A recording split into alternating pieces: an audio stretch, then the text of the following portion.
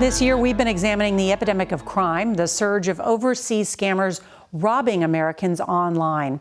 Well, tonight we kick off a week of new reporting with a focus on the money, the billions being lost, and this new challenge confronting American banks. In tonight's Eye on America, CBS's Jim Axelrod has the story of a 92-year-old woman in Los Angeles who lost her life savings despite her daughter pleading with her bank for help before it was too late. I'll never forget, there was a message on my phone. Hello, I'm calling with Charles Schwab with the Financial Crimes Investigations team. This was 6 months ago. The message for Leslie came from Charles Schwab, where her mother had an investment account.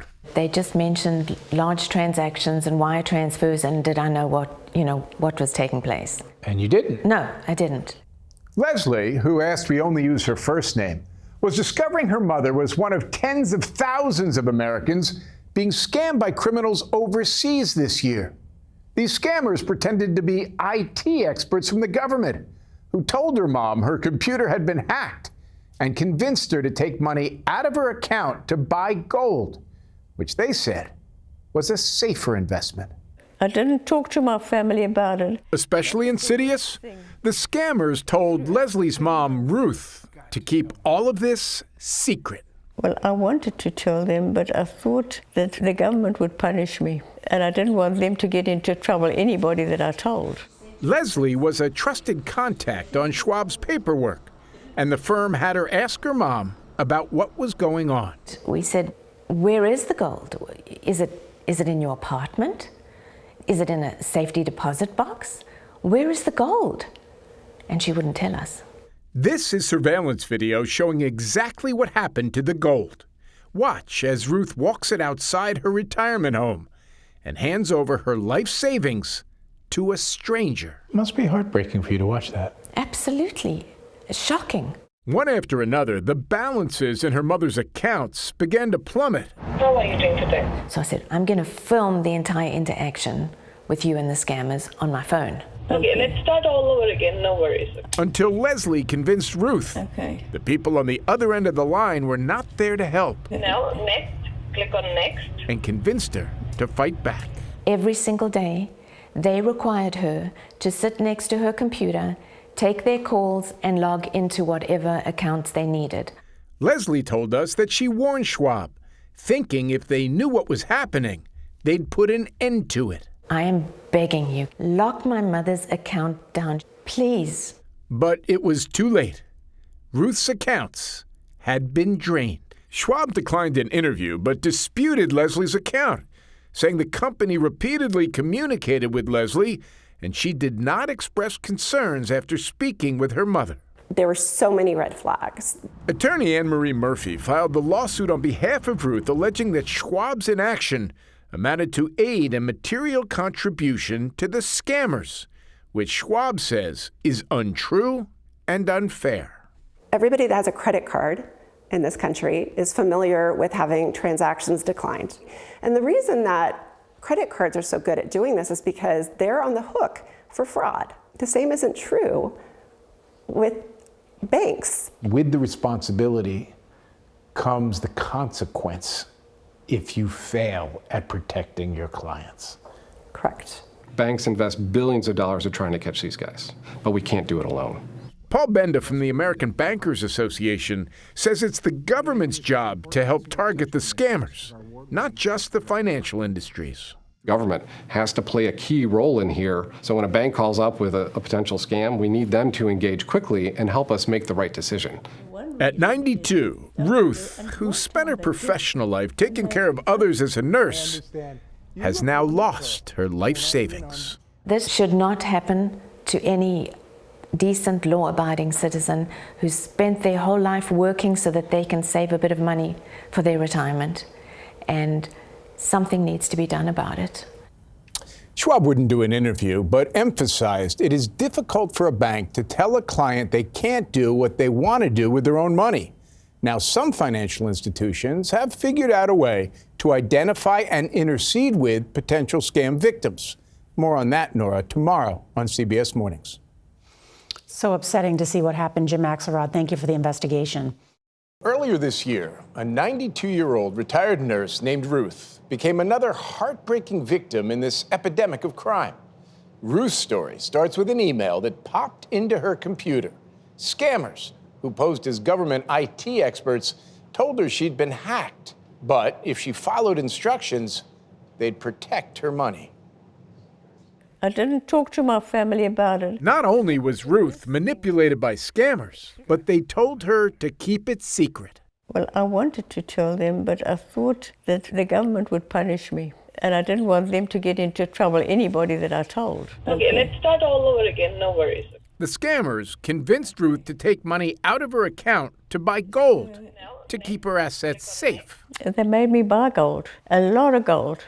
What reason did they give you for you needing to have gold? They told me that if I bought gold, it's safer than stocks. And I agreed with that. This is surveillance video showing Ruth walking the gold outside a retirement home and handing it to a stranger for what she thought was safekeeping. Must be heartbreaking for you to watch that. Absolutely. Shocking. Shocking that my mother, who's a really smart woman, would do such a thing. Ruth's daughter, Leslie, was a trusted contact on her mom's account at Charles Schwab, who said she kept calling and pleading with them to step in. I am begging you, lock my mother's account down. Please, please lock her account down. It is definitely a scam. We are all convinced it is a scam. Schwab denies these claims, saying it tried to warn Ruth about the fraud risk, but that Ruth was insistent. Fraud has always been here, but it's just continuing to bubble up. Jill Gogol is the vice president of fraud services at the Dupaco Community Credit Union in Dubuque, Iowa, where they have an idea how to reduce fraud, targeting their 170,000 members. More than bubble up now. Now it's just a Everyday occurrence. fire hose. Yeah, some days it feels that way. 10 years ago, Dupaco says they prevented $300,000 in fraud losses. Last year, it was $10 million. Here, every employee from teller to executive gets fraud training annually. So our first and foremost reason that we do this is because we want to protect our members. Including how to spot and talk to credit union members whose withdrawal patterns indicate fraud risk. We really want our tellers to engage with that member to understand what it is they're doing, especially if it's an unusual transaction for them. And the customer gets a little bit annoyed with the teller. Why are you asking me so many questions? I'm going to another branch. They're going to call me on the phone and they're going to say, I didn't like this interaction. Something felt off. Your tellers are empowered to do that. 100%. Dupaco then alerts local branches to watch out for dissatisfied customers who might also be potential scam victims, and even reach out to a trusted contact on file. Banks here work directly with local police like Corporal Isaiah Huff of the Dubuque PD.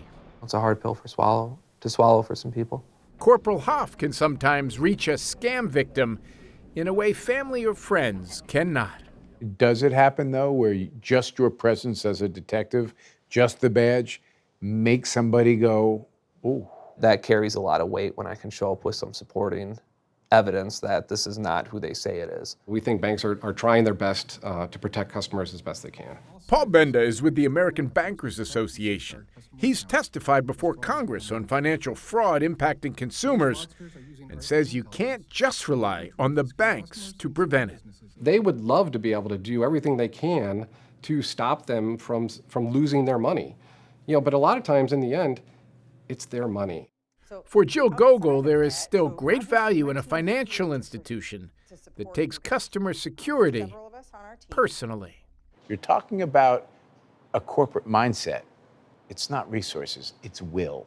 Correct. And I think sometimes we need to remember that maybe taking 2 extra minutes for one person can be a really big difference maker for that one person and really make sure that they feel safe and secure. So that 92-year-old victim, Ruth, is now suing Schwab, and she's not alone. New York State Attorney General Letitia James has sued Citibank, claiming it failed to respond to fraudulent activity and implement strong online protections. Citibank has moved to have the suit dismissed. Arguments in that case, are set for next month. It's an amazing report, Jim. There's certainly from a marketing and advertising point of view, these institutions, if they make a pitch to customers and say, we're protecting you, there's an opportunity there. But let's talk about the scammers also, and then go wherever you want here. Is anyone trying to catch them, the guy who took the gold bars from a 92-year-old? So this is, as we say all the time, there is a special place in hell for these people, right? That's very true. But it's complicated. A lot of it originates in West Africa, in Ghana, in Nigeria. In fact, CBS News correspondent Deborah Patta, the intrepid Deborah Patta, goes to a boiler room and actually confronts these guys and finds out why they do what they do. She's going to have more on that tonight on the CBS Evening News, and she'll be here tomorrow morning, CBS Mornings, and you can really get a sense of who are these guys. Pulling the curtain back. Yeah, exactly. It's stunning reporting. I love all things Deborah Patta and Jim Axelrod. Thank you so much for being here, Jim. You.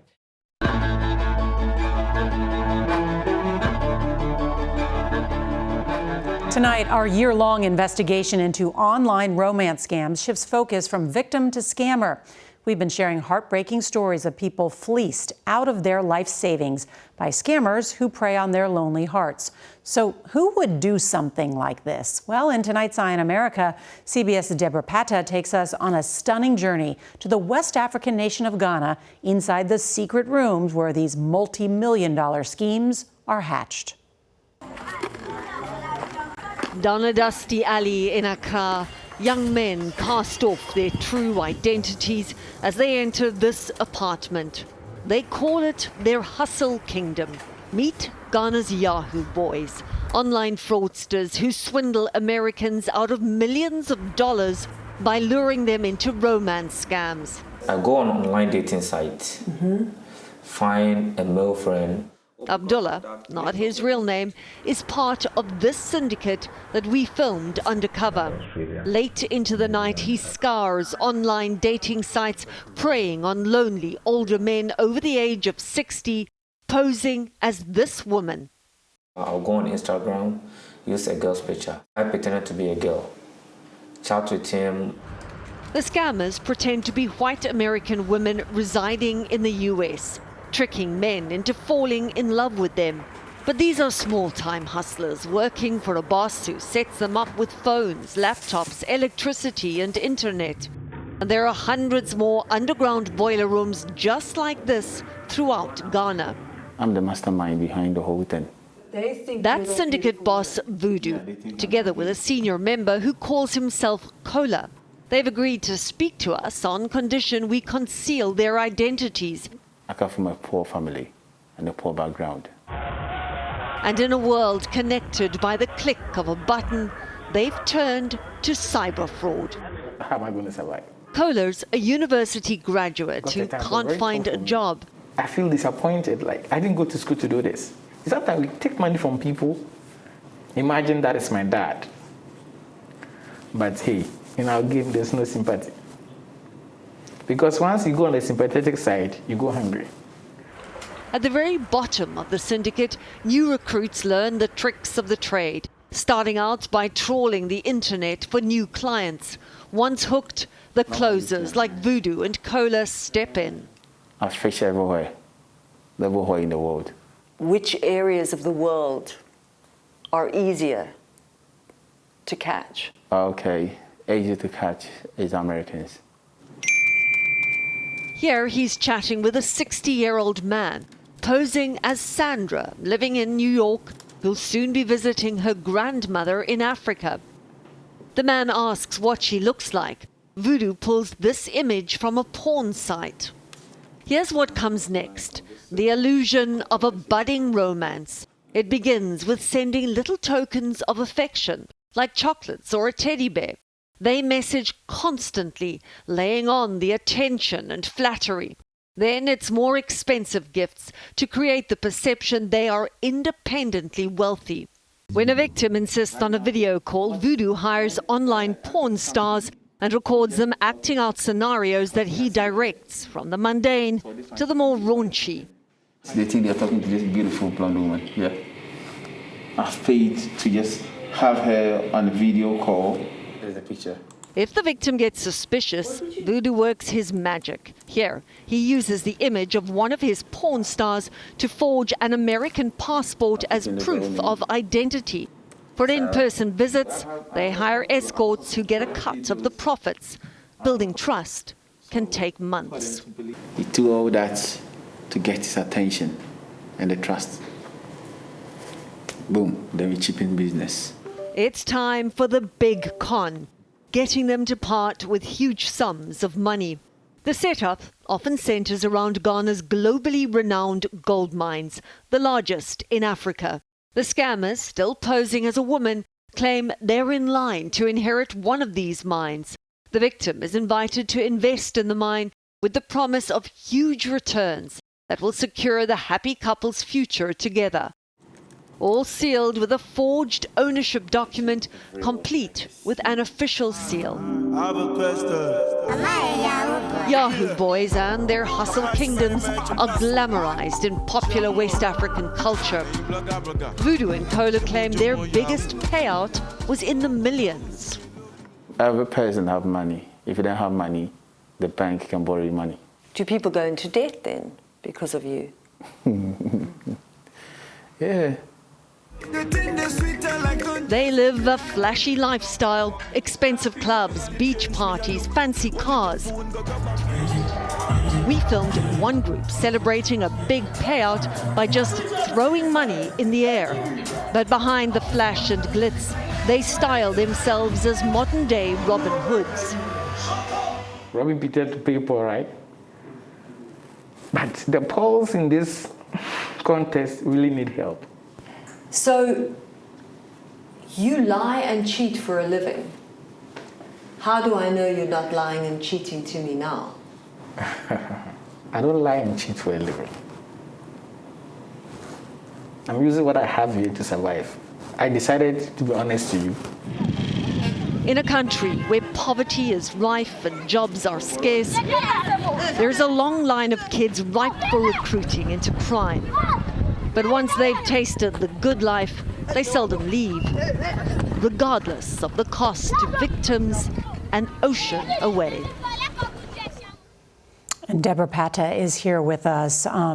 What an investigation and the access that you got to see the other end of this. What about the accountability? Is there any? Well, not enough, clearly. I mean, the Ghanaian authorities do have an organized crime unit, but they lack resources. And the victims, especially when they're men, seldom report the crime because they're ashamed at what they've done, that they've been conned in the first place. And tomorrow night, we report on exactly one such case, a 75-year-old American who was conned out of hundreds of thousands of dollars. But many of these men are embarrassed to report it. Deborah Pata, thank you so much.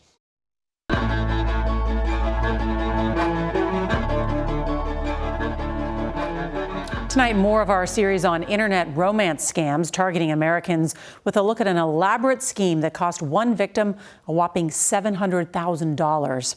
Our year-long investigation took us to 3 continents, including Africa, where scammers working in secret rooms convince victims across the globe to send them their hard-earned money. Here's CBS's Deborah Pata with tonight's Eye on America. Operating out of underground boiler rooms across Ghana, online criminal syndicates prey on elderly Americans, running sophisticated scams that break hearts and empty bank accounts.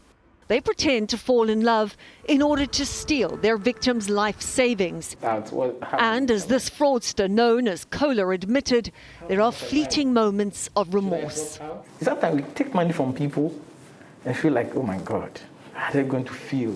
But in the end, it's all about survival. Most young guys, if this game had not come, they have to pull the trigger on people and steal from them. They may not be putting a gun to people's heads, but the cruelty of this crime is no less devastating, leaving victims emotionally bereft and financially ruined.